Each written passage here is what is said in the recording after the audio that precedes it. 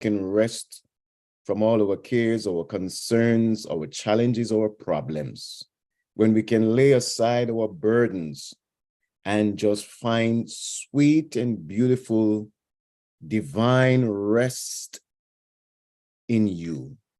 So God, lift us from this place earthly to your place heavenly, and speak to our hearts tonight again. Challenge us to live righteously, we pray. In Jesus' name, amen. Amen.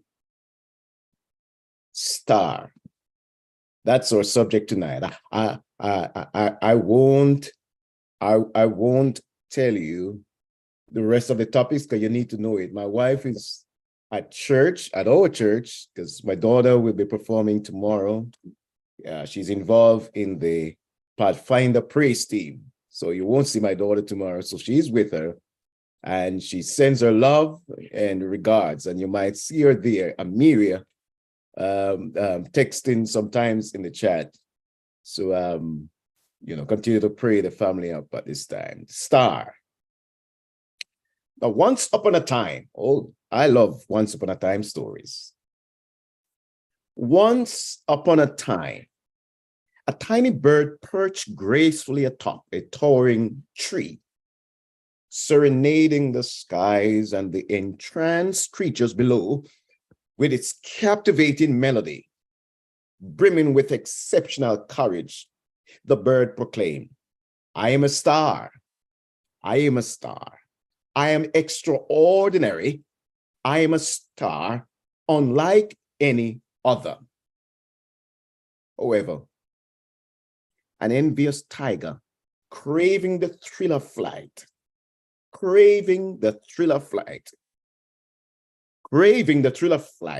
roared fiercely. "Prove it. Come down here and I'll show you what's what. I'll show you who's the boss." Hungry for adoration and dominance, the tiger was eager to devour the little bird. The tiger was eager to devour the little bird. Well, brothers and sisters, that's how far I got in writing this story. I wrote this story. But I just interpreted for you Daniel chapter 12, verse 1 and verse 3.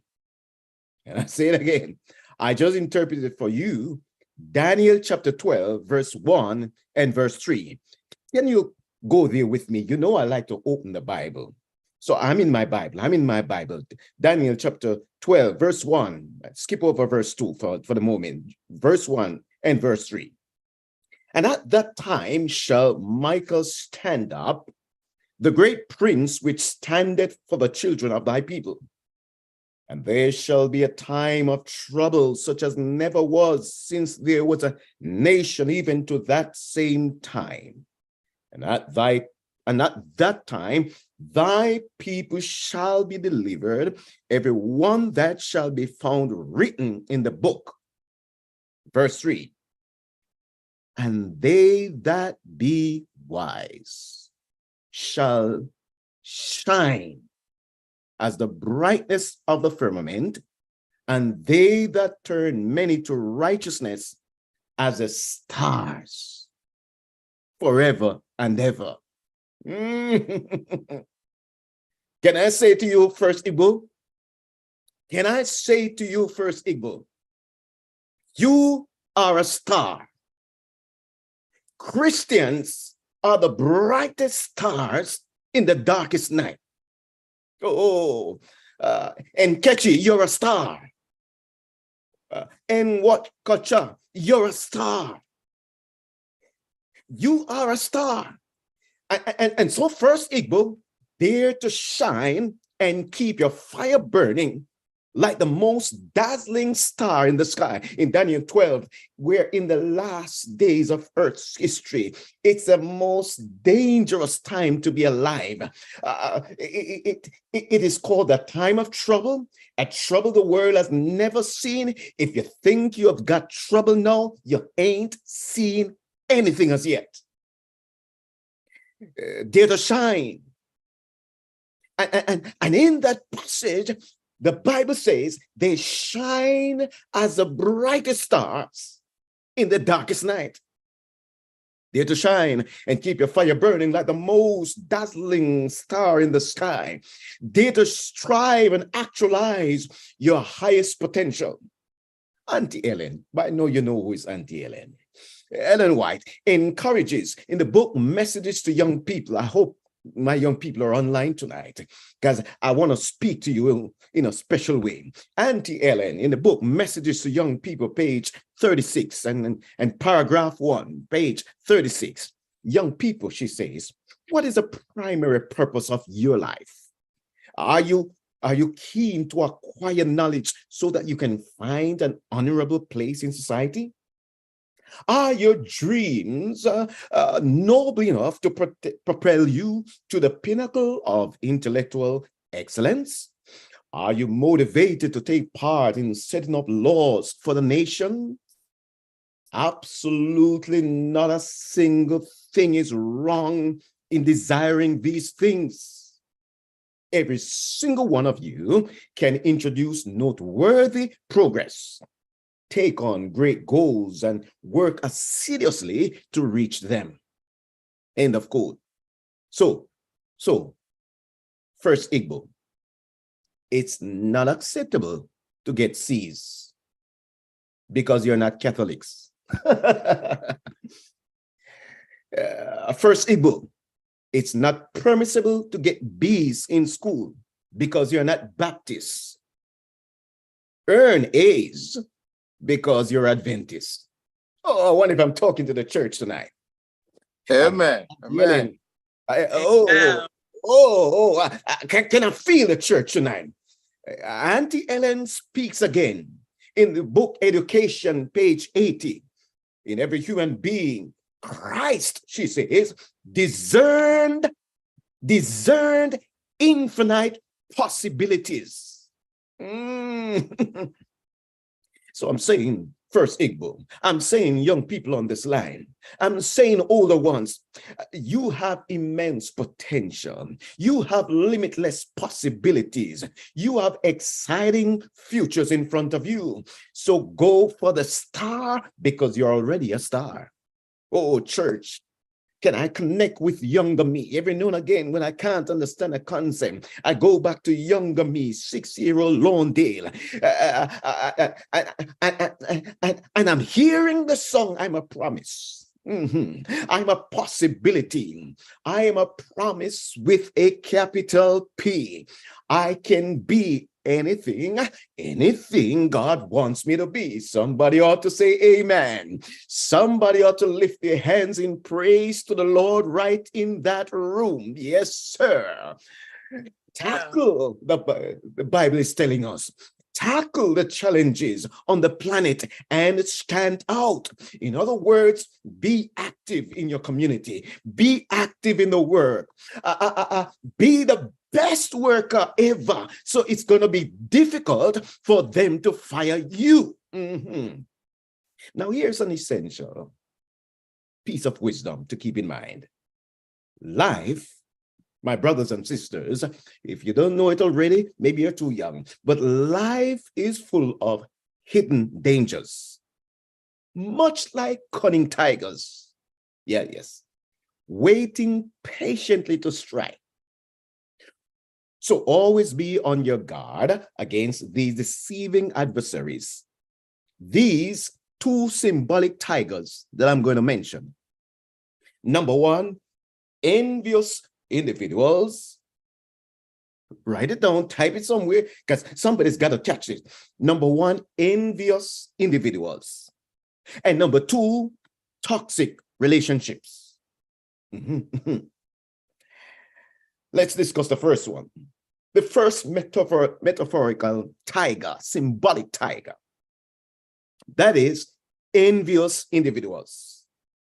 Well, the first metaphorical tiger, envious individuals, is symbolized by a man named Haman. I'm into the book of Esther tonight.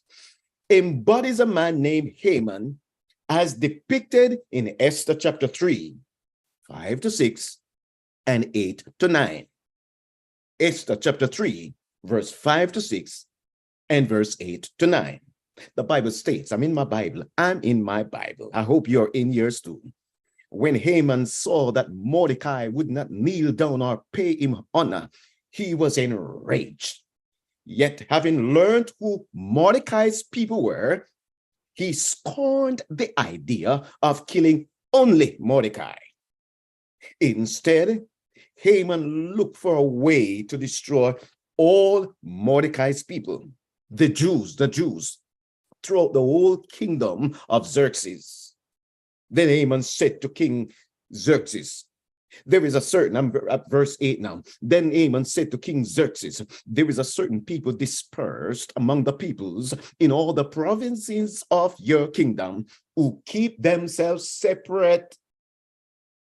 Their customs are different from those of all other people, and they do not obey the king's laws. It is not in the king's best interest to tolerate them. If it pleases the king, let a decree be issued to destroy them. And I will give 10,000 talents of silver to the king's administrators for the royal treasury. Can I break down this text for a minute or two? Haman's rage intensifies here when Mordecai boldly defies him. Well, you can see why Mordecai is defying him. Refusing to bow and show any reverence. Oh, I gotta pause. We bow to God, we don't bow to wicked people. So digging into Mordecai's background, Haman's sinister plot evolves. Not only will he target Mordecai, but he vows to eradicate, eliminate, genocide, eradicate every Jew residing in King Xerxes' realm. Can you believe it? Can you believe it? He's bent on destroying an entire nation, all because of one man's steadfast refusal to bow to him. The selfish, bitter, angry, full of hatred Haman, I said the selfish, bitter, angry, full of hatred Haman plots and tells the king, I'll pay you good money for killing these guys. You'll make a killings out of these killings. Lord of mercy. Brothers and sisters, let me draw the lesson quickly because I got another tiger to discuss this evening. Brothers and sisters, FirstIgbo, in your life journey, you'll encounter haters, naysayers, dream crashers, goal sabotagers, criticizers, liars, destroyers. And in life, and I mean it, and in life, you'll meet those who secretly wish for your failure. Oh, this is family line. Those who you'll meet bitter souls longing for your misfortune. You'll meet individuals determined to block your opportunities. Much like him, and they endeavor to shatter your dreams of a brighter tomorrow. If you know this is true, type true. But I said, but find power in God's message tonight. 1 Peter 5, verse 8. But you are a chosen generation. You are a royal priesthood. You are a royal priesthood. You are a royal priesthood. You are a holy nation. You are a peculiar people. You're a special people that you should show forth the praises of him who hath called you out of darkness into his marvelous light. Hallelujah. In other words, the passage is telling us that you are royal, so royal. You are king's son. You are king's daughter. You are royalty. Royalty is in your blood. Royalty is in your DNA. If somebody believes this, if somebody understands the message, type amen in the chat. You are royal. Amen. Amen. Amen. You are loved. Can I break it down some more? You are loved. Amen. You are known. You are chosen. I said you are loved. You are known. You are chosen. You are God's child. Oh, type you're God's child. I'm God's child. You are liberated. You are exonerated. You are celebrated. You are God's child. Type I'm God's child. You are healed. You are washed. You are freed. You're God's child. You're a masterpiece, fearfully and wonderfully made. You're a crown of glory in God's hand. You're adopted into God's family. You're God's child. You're a new creature in Christ. Justified, yes, sir. Yes, ma'am. Sanctified, purified, will be glorified. You're God's child. You're a friend of Christ, an ambassador of Christ, a co-laborer with Christ, a co-heir with Christ. You're God's child. You can do all things. Did I say some things? No, you can do all things through Christ who gives you the strength. You're a fruit bearer for Christ. You're a property owner. You're a grace receiver. You're God's child. Oh, somebody say property owner. Of course, in my Father's house, I've got many mansions. I go to prepare a place for you. So one day you'll have mansion in heaven of heavens. You're a property owner. You're a grace receiver. You're God's child. Somebody ought to say amen. You're royal. So royal. And don't let anybody take that from you. Young, old, wherever you are, don't let anybody take that away from you. There's a second tiger, symbolic tiger, that we must discuss this evening. Here it is. Here it is. The lethal clutch of toxic relationships. Oh, this is family life. I said, watch this second tiger.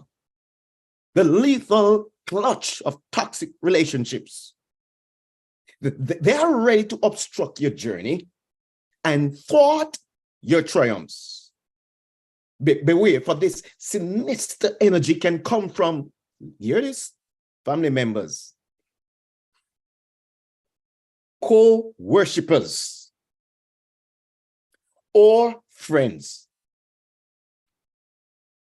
so-called friends.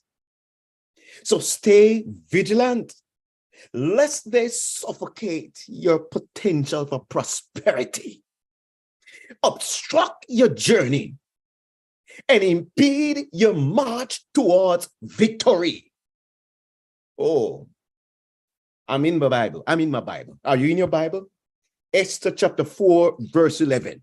Can you turn to Esther chapter 4, verse 11? That's where I'm going.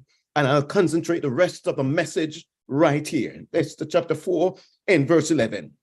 Esther 4, verse 11 drives home this point about the lethal clutch of toxic relationships. So let me read. Esther is speaking. All the king's officials.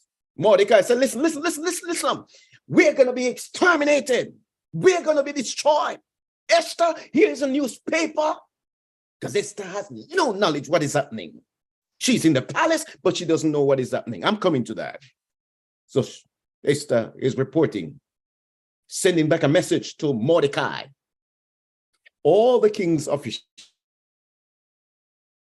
people of the royal provinces know that for any man or woman who approaches the king in the inner court without being summoned, the king has but one law,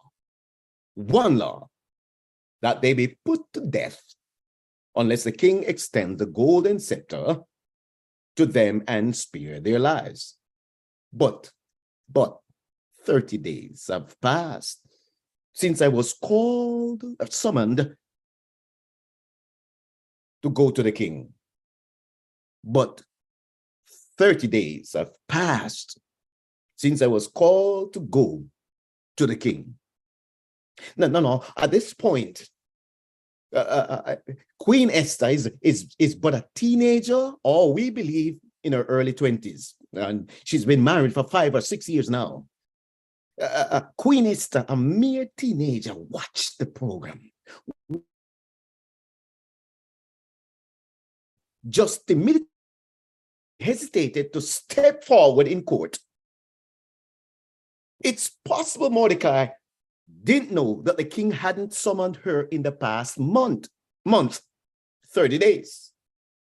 The unyielding rule, this law, right here in Esther 4, verse 11, condemning anyone who dared to enter the king's private space without permission to a harrowing execution, was never meant to apply to the queen herself.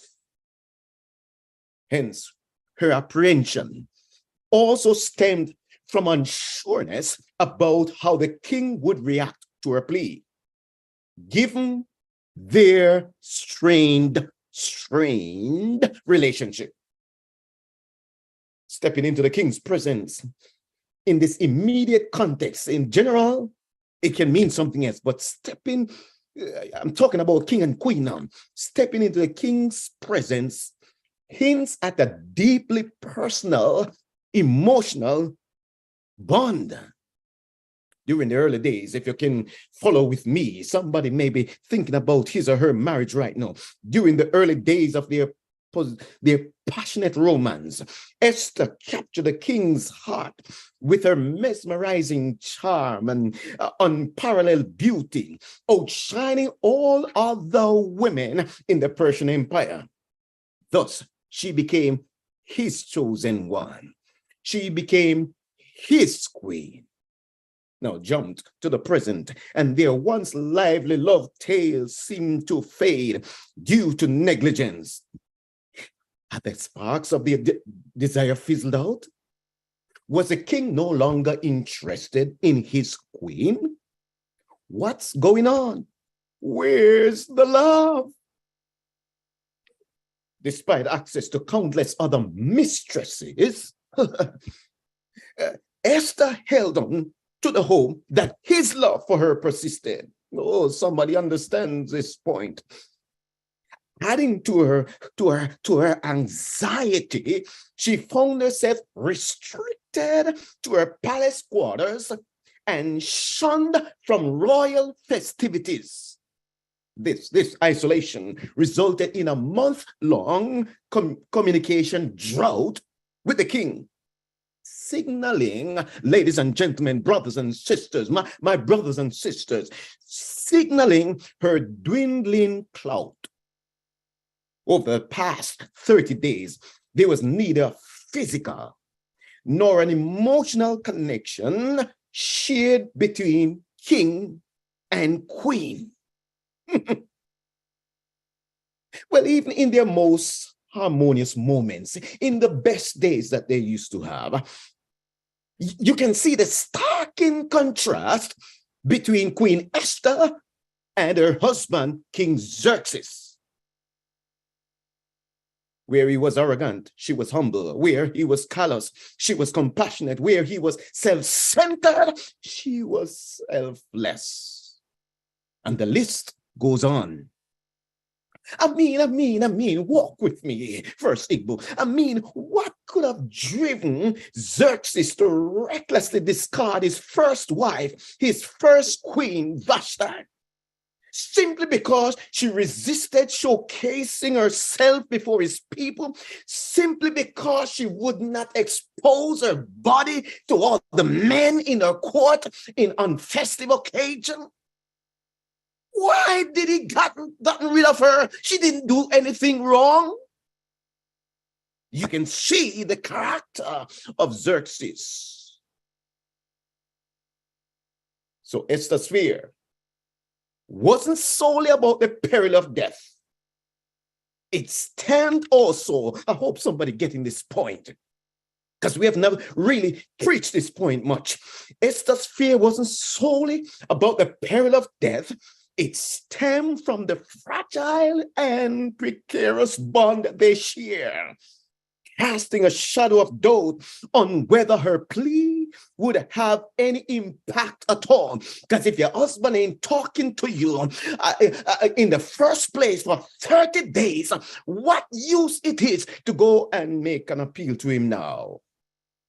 Is somebody understanding the message tonight? Oh God, give me a little few more minutes to work this through.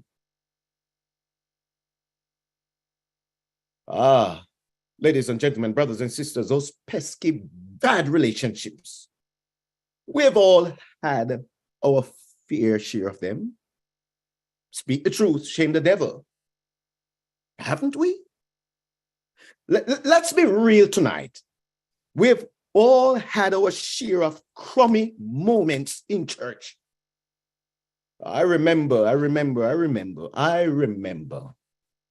I can speak for myself. I remember proudly sporting a fashionable high-top haircut. Those high-top haircut back in the day. Feeling incredibly cool and handsome and stylish. It was the day when they used to have those high-top haircut. But when my confidence deflated like a popped balloon, when a respected church leader, church figure, unleashed a deluge of holy disapproval on me that very first Sabbath I went to church. Ladies and gentlemen, brothers and sisters, it broke me. I wasn't leading a revolution. This was no January 6th raid on the Capitol kind of a thing. I was just trying out a fresh look. I was but a teenager, maybe 14 or 15. Couldn't they have handled the situation? Because by now she had called other person. Couldn't they have handled the situation with a bit more compassion and tact instead of scorn and criticism and judgment? Thankfully, I said thankfully. Thankfully, I said thankfully. I was surrounded by a nurturing group of people in church who constantly reminded me that there was a special place for me within the church, and that saved me in church. Hallelujah! Praise the Lord. The stuff we can do that will drive our young people out of church. That criticism.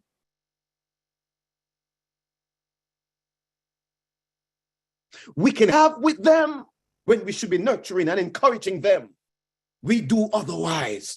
When we should be lifting them up, we're pulling them down. You know, it is said that for our youth in church to truly thrive in their faith and church environment, they need 5 committed and involved adults. Part of their support. Hopefully, right here, church people will be involved. Mama, and Papa. And church people will be involved. Now, this is where Mordecai figure enters the picture. Like the rocket boosters that push a rocket skyward during its launch, Mordecai, Esther's older cousin, played a crucial role in encouraging Esther to take a stand for her people and approach the king.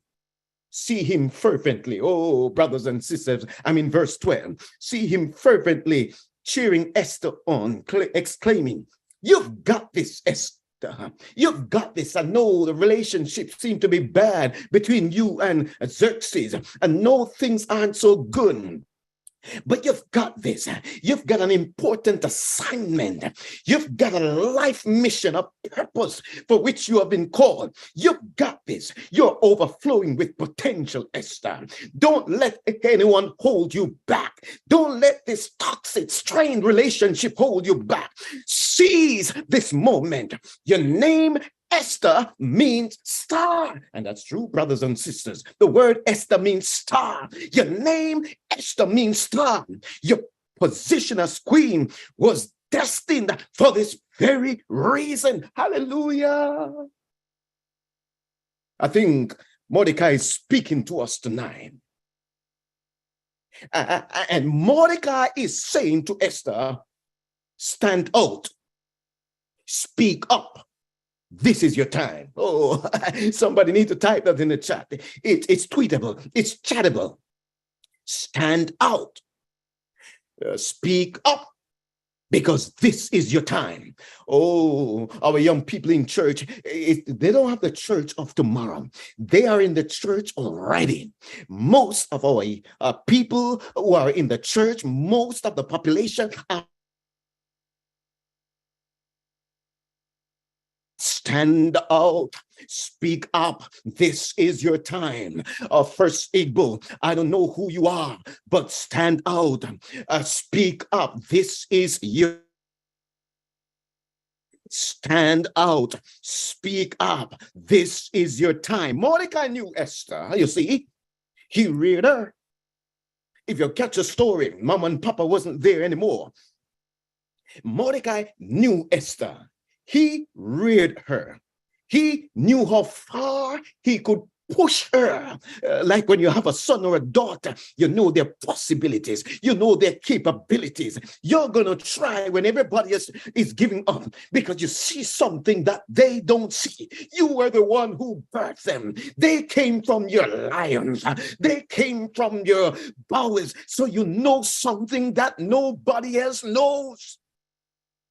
He knew her character.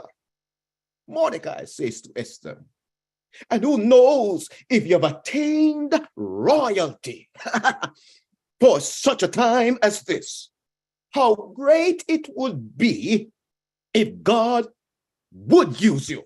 I mean, God could use somebody else, but how wonderful it would be if God could use you. And somebody's listening tonight, how wonderful it would be if God could use you in his service. How wonderful it would be if God could use you in his service. How wonderful it would be if God could use you in his service.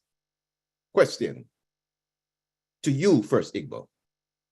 Could it be that God has brought you this promotion at work for this moment? Could it be that God has brought you this giftedness that you have? You have an amazing giftedness. Could it be that God has brought you this intellectuality, this creativity, and this beauty, even physical beauty now, for this situation? I don't know what the situation is. Let me demonstrate. Let me illustrate. On January 15, 2009, United States Airways flight 1549 took off from LaGuardia Airport. It's just right down the road from me in New York City. Suddenly, after just a few minutes in flight, the plane ran into a flock of Canadian geese, some of which weighed 10 pounds. Many of them were consumed into the plane's engine, and to the horror of passengers and pilots, both engines were destroyed. If it were not for the quick thinking and expertise of Captain Sully, if it were not for the quick thinking and expertise of Captain Sully, Flight 1549 and her passengers would have met a tragic fate. But Captain Sully was called for such a time as this.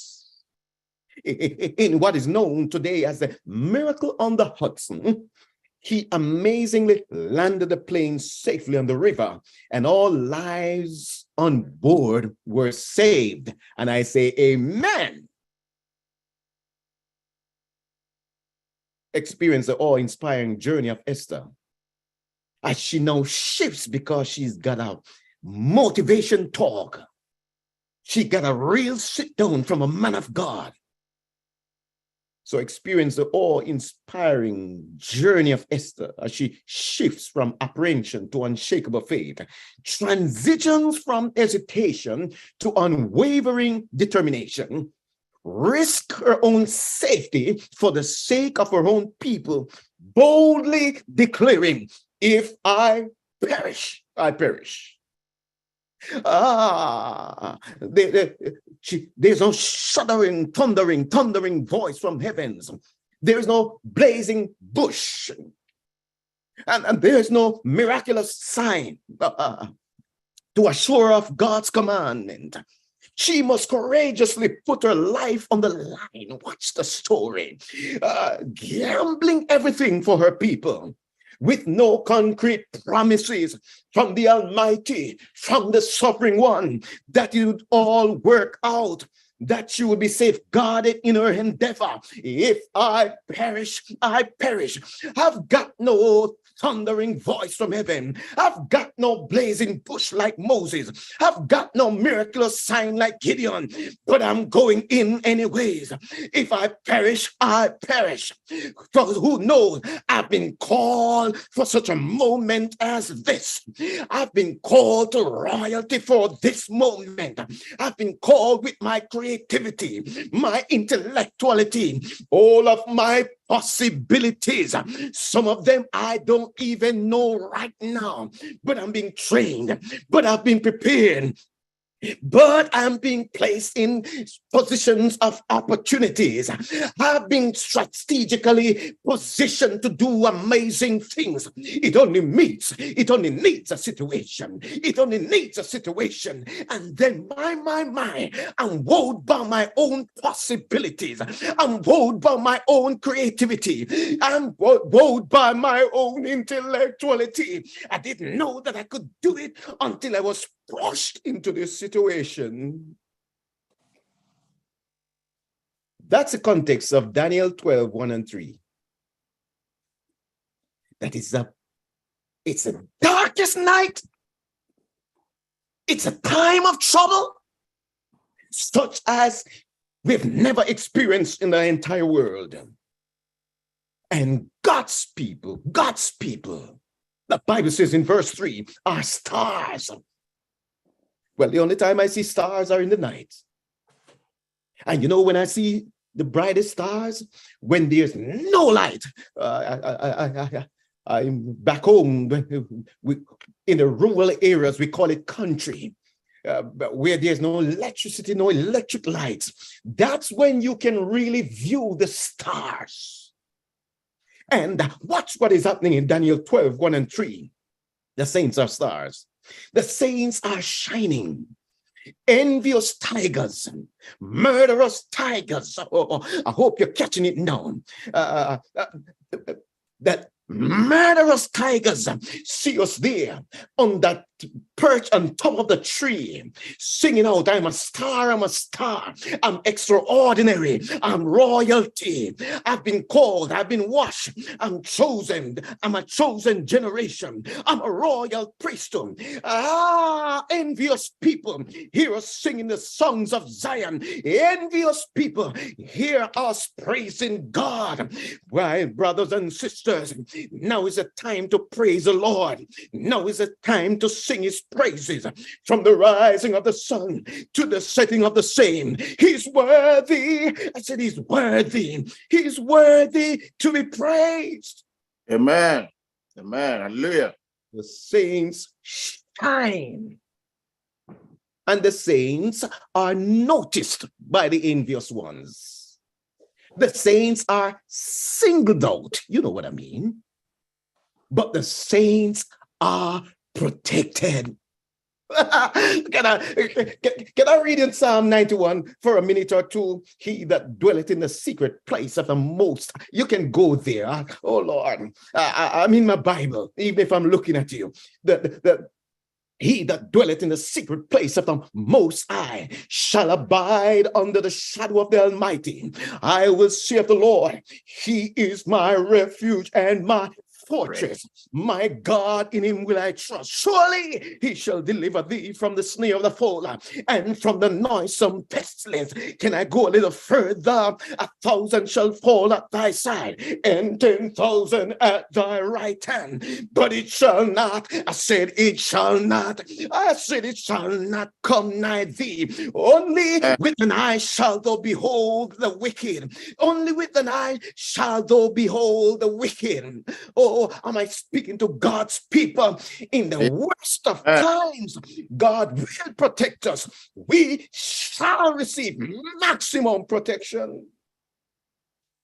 I have a sermon that goes like this, that in the worst of times, we will be protected 24/7. If there was ever a time when God protects His people, it's in the time of trouble. Not one saint will be lost. Amen. Right now, we can be lost. Right now, somebody can shoot us and kill us. Let's be real. But in that time, God bets you. Amen. The devil said, listen, you cannot touch one of them. They'll go through tough times, but you can't touch any one of them.